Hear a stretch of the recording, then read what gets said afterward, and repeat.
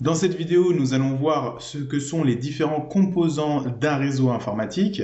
On va les voir par différentes catégories.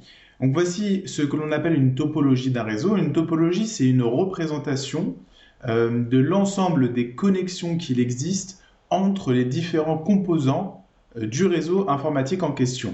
Donc ici, c'est un exemple, bien entendu. On voit qu'il y a différents composants qui sont reliés entre eux et qui sont connectés à Internet, justement. Parmi ces composants, on a trois catégories de composants. La première catégorie, c'est ce qu'on appelle les endpoints. Alors, en français, on appelle ça les périphériques les terminaux, les périphériques finaux, on appelle ça comme ça. Et ces périphériques finaux, ils peuvent être de plusieurs types.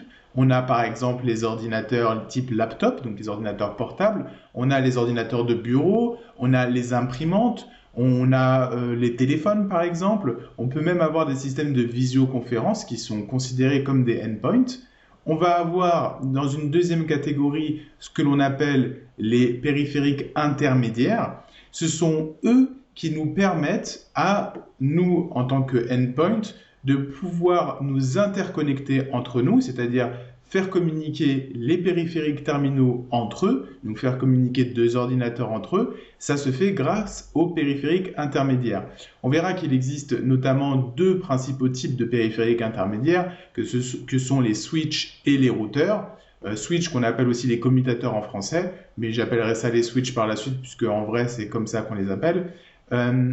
Et nos routeurs, nos switches et nos équipements terminaux, donc les PC et les téléphones notamment, vont être reliés justement aux périphériques intermédiaires grâce au support. Le support, même s'il est souvent figuré comme une ligne, ce qui fait penser à un câble, ce n'est pas toujours un câble. Il existe plusieurs types de supports. Bien entendu, on a le câble cuivré, avec donc du cuivre à l'intérieur qui va transmettre les informations électriques, les signaux électriques plutôt. Et on peut avoir d'autres catégories de supports. Par exemple, on peut avoir du Wi-Fi. Donc le Wi-Fi, ce sont des ondes. On peut avoir du Bluetooth, on peut avoir de l'infrarouge, on peut même avoir du Li-Fi qui est l'équivalent du Wi-Fi, sauf que ça se transmet par la lumière. Et même au niveau des câbles, on a plusieurs types de câbles. On a aussi bien des câbles cuivrés que des câbles comme la fibre optique, par exemple. On peut même avoir ce qu'on appelle du coaxial.